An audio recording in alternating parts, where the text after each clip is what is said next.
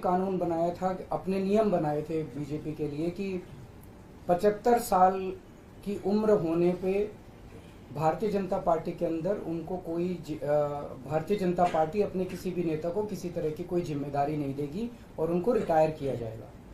उस नियम के आधार पे आडवाणी जी को रिटायर किया गया, मुरली मनोहर जोशी जी को रिटायर किया गया, सुमित्रा महाजन जी को रिटायर किया गया, यशवंत सिन्हा जी को रिटायर किया गया, रीता बहुगुणा जोशी जी को रिटायर किया गया, संतोष गंगवार जी को, कई लोगों को रिटायर किया गया, यशवंत सिन्हा जी को रिटायर किया गया।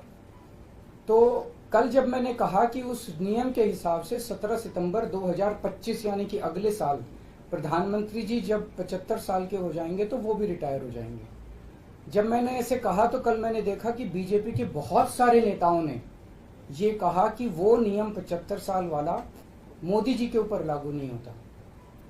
तो मैं समझता हूं कि जब भी ऐसा कुछ होता है, जब किसी पार्टी के सबसे बड़े नेता के ऊपर कोई टिप्पणी की जाती है तो जाहिर तौर पे उनकी पार्टी के लोग उनको उनके समर्थन में बोलते हैं। लेकिन मैं समझता हूं कि प्रधानमंत्री जी ने कुछ नहीं बोला। अभी उनकी पार्टी के नेता कह रहे हैं कि नहीं, हम उनको रिटायर नहीं होने देंगे, ये उनकी भावना है, उनके पार्टी के नेताओं की भावना है। प्रधानमंत्री जी ने जो नियम बनाया जिसके तहत आडवाणी जी को रिटायर किया गया, मैं समझता हूं कि प्रधानमंत्री जी किसी भी हालत में उस नियम को अपने ऊपर लागू होने से नहीं रोकेंगे। वो ऐसा नहीं कहेंगे कि उस जिस नियम में आडवाणी जी रिटायर हुए मैं उस नियम पे अपने ऊपर नहीं, या तो प्रधानमंत्री जी कह दें कि वो नियम अब मेरे ऊपर लागू नहीं होगा, आडवाणी जी के लिए बनाया था वो, या तो वो कह दें। लेकिन मैं नहीं समझता कि प्रधानमंत्री जी ऐसा कहेंगे। तो जाहिर तौर पे बाकी नेता सारे सपोर्ट कर रहे हैं उनको, लेकिन प्रधानमंत्री जी तो रिटायर होंगे। वो ऐसा, मेरी गुजारिश ये है कि प्रधानमंत्री जी ये बता दें कि उनका सक्सेसर कौन होगा, नहीं तो आपस में मारकाट मचेगी उनके अंदर। दूसरी चीज, एक और चीज है, कल मैंने जो कहा कि वन लीडर वन नेशन का जो वन नेशन वन लीडर का जो उनका वो आइडिया चल रहा है, उसके तहत एक तरफ वो विपक्ष के सारे नेताओं को जेल भेज रहे हैं और अपनी सारी पार्टी के सारे नेताओं की राजनीति खत्म कर रहे हैं। शिवराज सिंह चौहान जी की, वसुंधरा राजे की, डॉक्टर रमन सिंह को राजनीति से गायब खत्म कर दिया, खट्टर साहब को कर दिया।